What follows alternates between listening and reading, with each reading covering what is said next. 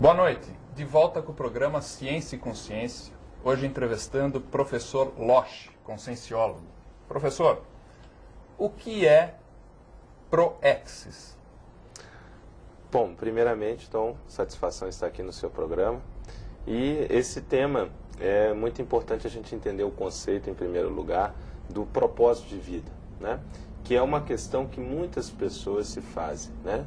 Às vezes a pessoa se depara em relação à sua vida e se questiona: será que a vida é apenas nascer, ter uma boa educação, arrumar um bom emprego, casar, ter filhos? Será que a vida é só isso? Ou existe alguma coisa além disso, né?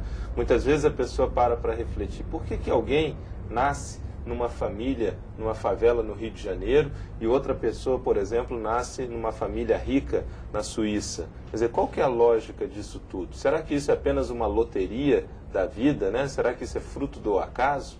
Então, quando a pessoa se depara com esses questionamentos, ela começa a se questionar mais profundamente sobre o propósito da vida, sobre o que vem a ser esse propósito da vida.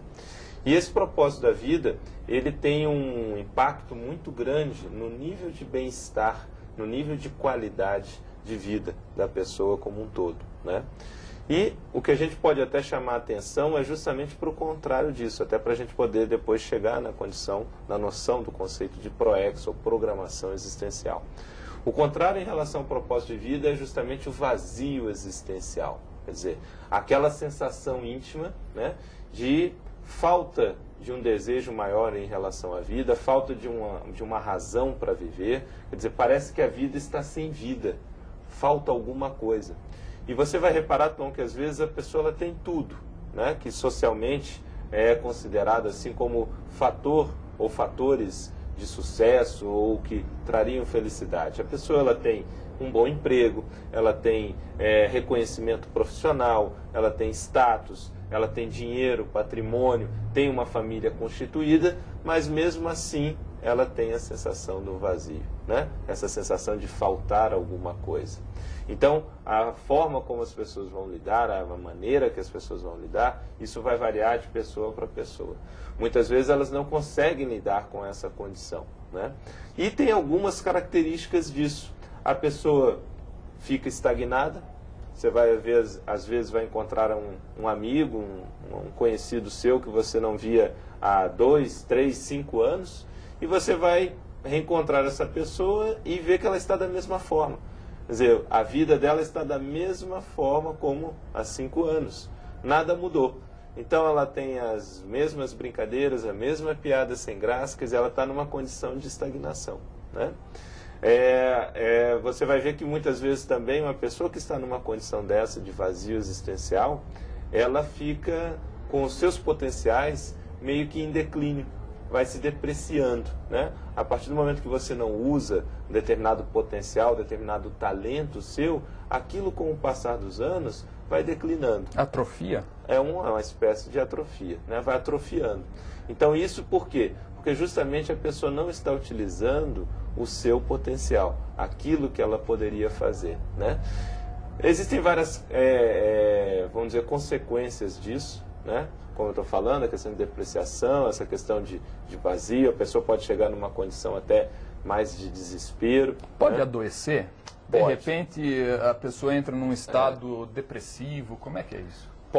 Pode chegar numa condição que essa falta de vazio, ela vai ter como consequência justamente uma melancolia maior, né? Ela pode, em alguns casos, de maneira mais intensa, caminhar para condições de auto e heterodestruição. O que a gente quer dizer com isso? A autodestruição é o quê? Suicídio, né? Muitos dos casos de suicídio, eles são, vamos dizer assim, influenciados em boa parte devido a esse vazio existencial, né? A pessoa chega num nível de desespero que não encontra um motivo para viver, uma razão para viver, né? Isso já num grau mais elevado, e aí vê como alternativa a questão do suicídio, que não vai resolver muita coisa. Ou ela parte para a heterodestruição, né?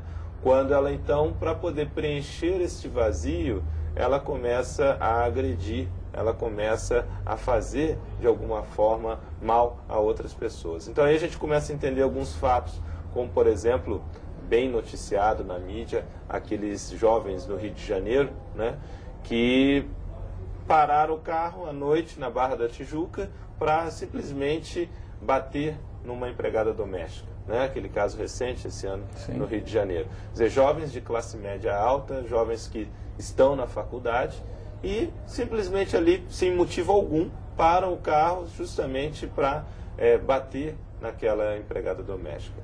Então veja, qual é o sentido da vida para esses jovens? Quer dizer, qual é realmente o propósito da vida para eles? A gente vê realmente hoje, na sociedade nossa, uma série de demonstrações desse vazio existencial. É algo que tem crescido.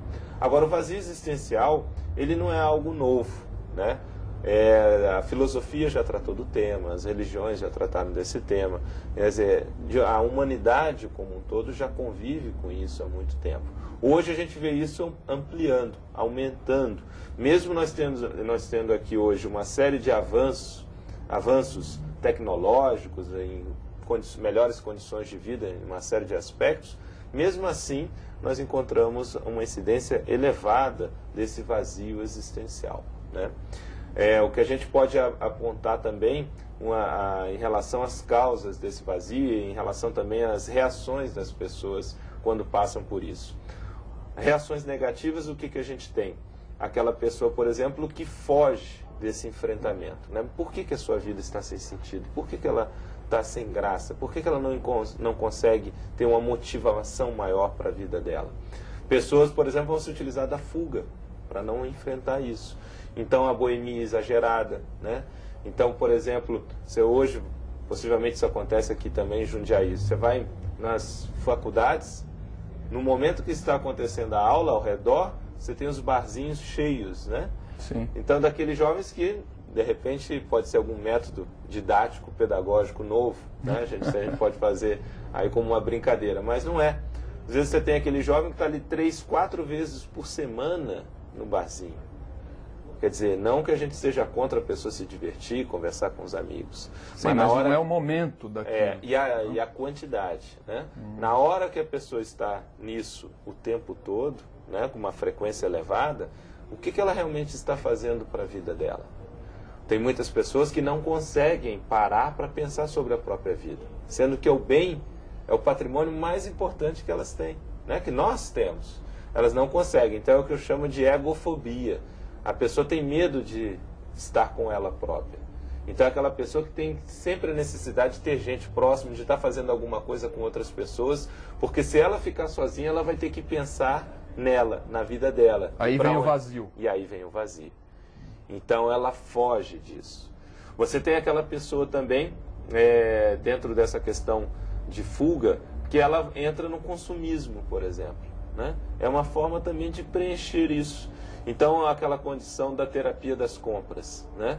A pessoa, ela tem uma frustração, uma desilusão amorosa, por exemplo, aquela moça, né, que terminou um relacionamento de muitos anos e, de repente, para lidar com isso, ela vai no shopping, vai numa loja e compra, gasta além do que ela tem condições, né? Para justamente compensar aquela frustração. Mas também reflete o quê? Essa condição do vazio. E a sociedade aplaude isso tudo. Não,